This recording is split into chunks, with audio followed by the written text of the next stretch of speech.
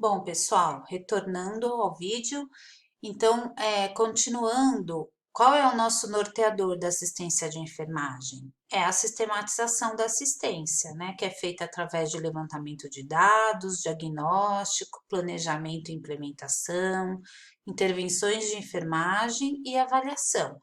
Então, isso tudo vai nortear os nossos cuidados. Falando um pouquinho de consentimento informado, toda vez que um paciente vai ser submetido a um procedimento cirúrgico, por exemplo, ele precisa assinar um consentimento voluntário e consciente, né, do que ele está assinando. Então, normalmente, quando a intervenção cirúrgica é proposta, o médico precisa informar sobre tudo o que vai acontecer com esse paciente, que cirurgia que é, como que ela é feita, quanto tempo ele tem de recuperação, como ele vai ficar depois da cirurgia, o que vai acontecer com ele depois, quais os riscos que ele corre. Todas essas informações têm que ser claras, precisas e objetivas, sempre sendo de acordo com o entendimento do paciente, né? E sempre a gente precisa fazer essa pergunta: o paciente é capaz de compreender? Então, quando a gente vai receber um paciente que vai ser submetido a um procedimento cirúrgico, a gente precisa perguntar: que cirurgia que o senhor vai fazer, o que a senhora vai fazer? O médico explicou como é essa cirurgia? Explicou como que é o pós-operatório, como que vai ser depois? A senhora entendeu? Tem alguma dúvida?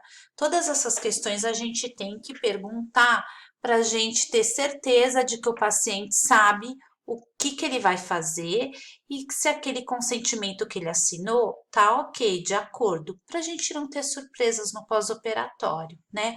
Muita gente pode ir para a cirurgia e volta com uma sonda que vai ficar por 30 dias ou com um dreno, e o paciente nem sabia que ia acontecer isso com ele, que ele ia ter que ficar com aquela sonda ou com aquele dreno por tanto tempo, né? Que ele ia ter que ter esse cuidado.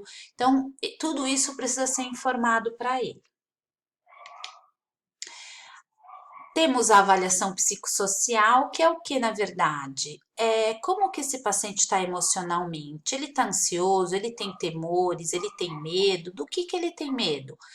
Sempre que um paciente vai ser submetido a um procedimento cirúrgico, ele tem muito medo, assim, a maioria ele tem medo do quê? Da anestesia.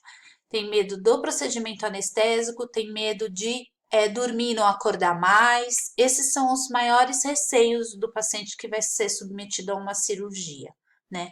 Então, saber quais são os medos dele, os temores, a gente consegue ajudar, porque com informação a gente consegue diminuir essa ansiedade. A avaliação física que engloba um monte de coisa, desde o estado nutricional, função respiratória, cardiovascular, hepática, renal, endócrina, imunológica, terapia medicamentosa, tudo isso é importante, por quê? Porque se a gente tiver alguma alteração em alguma avaliação dessa, pode ser impactante no procedimento cirúrgico. Então, a gente precisa ter isso muito no detalhe. Normalmente, o enfermeiro faz uma avaliação física, um exame físico, um levantamento das informações do paciente e acaba chegando a uma informação importante, né? Por exemplo, um paciente que é diabético, mas não é um diabético controlado, ele corre um risco, maior risco de desenvolver uma infecção pós-operatória. Então, se ele é um paciente diabético, ele controla a glicose dele, a glicemia dele está dentro dos parâmetros normais, né? Ele está tomando direitinho a insulina, se ele toma, que insulina que ele toma, como que ele toma, ele internou, ele tomou a insulina, ele está em jejum e tomou a insulina, ele corre o risco de entrar em hipoglicemia. Então, todos esses detalhes são importantes para a gente ter um bom atendimento desse paciente. A assistência de enfermagem, então, engloba a admissão desse paciente, ou se ele já está no setor e foi decidido por uma intervenção cirúrgica, ele já teve uma admissão, mas aí os olhos acabam ficando mais voltados, então, para o pré-operatório, quando a gente tem essa decisão. Então, a documentação desse paciente está ok, ele tem exames, o prontuário dele, tudo envolvido na segurança, naquelas 6 metas internacionais de segurança. Esse procedimento cirúrgico foi agendado, tem uma data e um horário já marcados no centro cirúrgico, tá tudo certinho com isso? Tem que fazer algum exame complementar, né? Qual exame necessário para ele para esse procedimento? Foi solicitado algum exame, ou um exame radiológico, ou um exame de sangue, ou um ultrassom, né? Então é necessário, se foi solicitado, é necessário que ele seja feito antes do procedimento. Ele passou por uma avaliação clínica, ou ele precisa de uma avaliação de um médico clínico para ir para a cirurgia? Ele recebeu uma avaliação pré-anestésica, o anestesista já avaliou ele, já conversou com ele a respeito do tipo de anestesia que ele vai receber, de como vai ser o pós-operatório em relação à dor, se ele já fez o exame físico e histórico, né, feitos pela enfermeira, se o preparo está adequado para o procedimento, né, o preparo que foi solicitado, se esse paciente está orientado, né, orientado quanto ao jejum, quanto ao banho, quanto à remoção de pelos, que é a tricotomia se for necessário, quanto ao pós-operatório, que ele não vai poder levantar sozinho da cama, que ele tem que chamar sempre a enfermagem porque tem um risco de queda, que ele vai ficar sonolento, que ele vai vir com gesso ou com um dreno ou com uma sonda, como que é isso para ele, né? Ele foi orientado em relação a isso e aí a gente entra na questão do consentimento informado.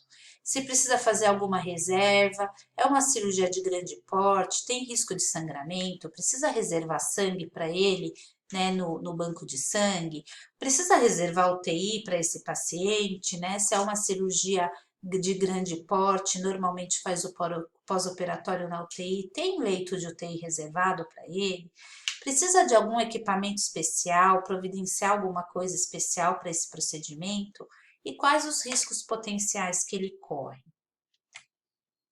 né? Tá em jejum? Jejum adequado, quanto tempo ele está em jejum, né? Muitas vezes a gente admite um paciente cedo para fazer uma cirurgia pela manhã, ele veio de casa e você pergunta, tá em jejum? Tô.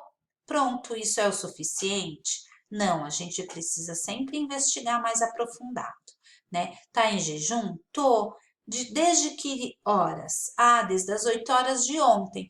Não comeu mais nada? Não.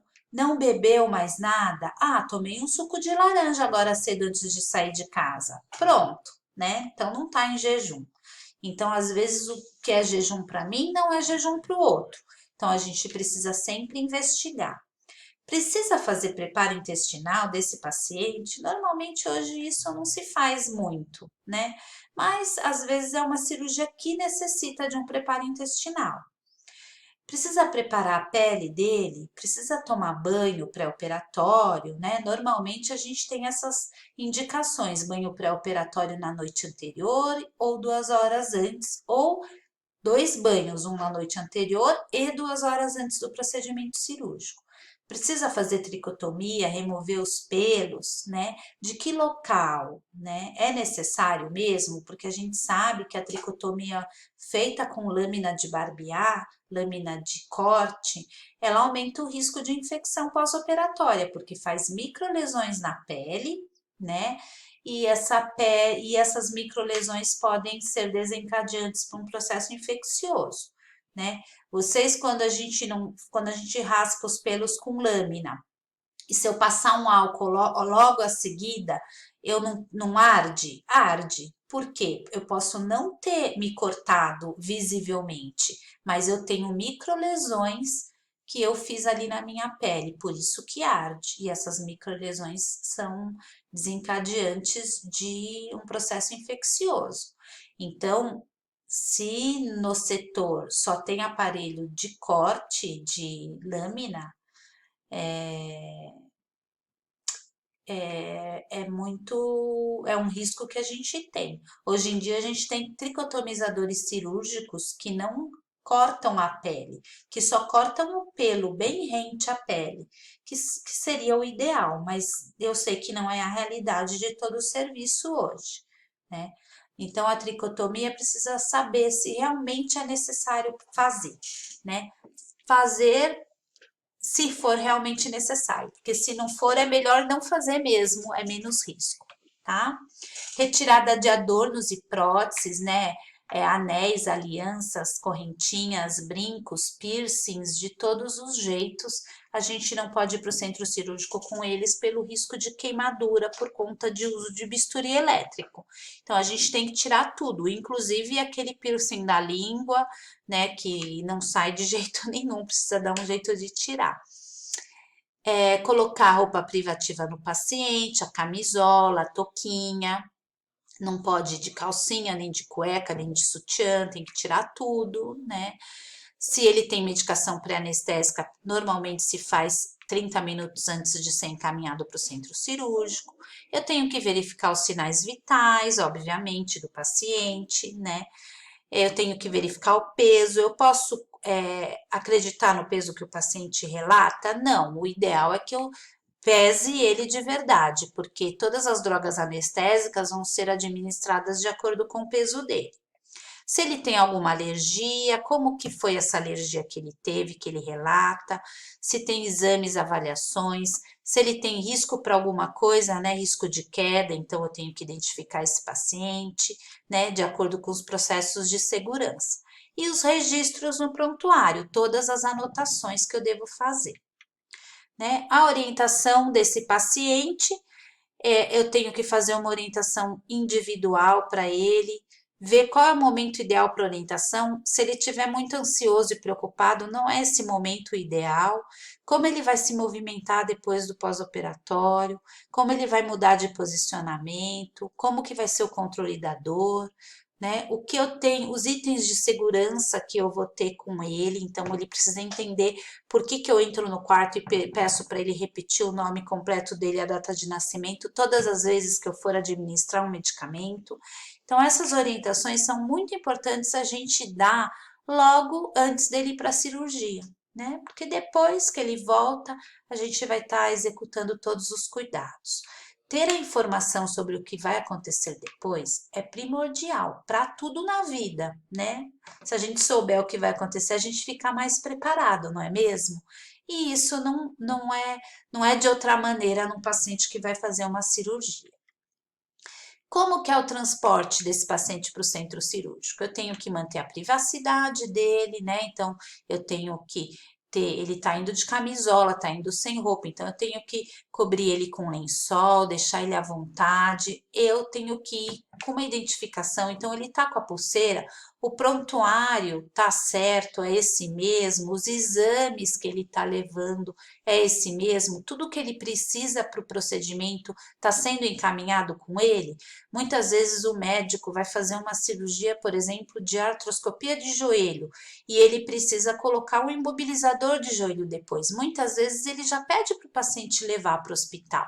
Então, precisa desse item, ele tá levando esse imobilizador junto com ele no centro cirúrgico para assim que acabar a cirurgia já ser colocado nele. Então, todos esses detalhes precisam ser vistos com muito rigor, né? Um item que eu não falei para vocês é demarcação cirúrgica. Então, por exemplo, se ele vai fazer uma cirurgia do joelho, por exemplo, nós temos dois, não é mesmo? Direito e esquerdo. O risco do paciente, do médico fazer uma cirurgia no joelho errado existe, existe. Então, nesse caso, quando tem lateralidade, o ideal é que o médico vá até o quarto do paciente antes da cirurgia e o médico faça a demarcação em comum acordo com o paciente. Essa é uma rotina e uma função que não deve ser delegada para a enfermagem em hipótese alguma. Sempre quem vai fazer a demarcação da lateralidade é o médico que vai fazer a cirurgia, ok? É isso que eu tinha para passar para vocês.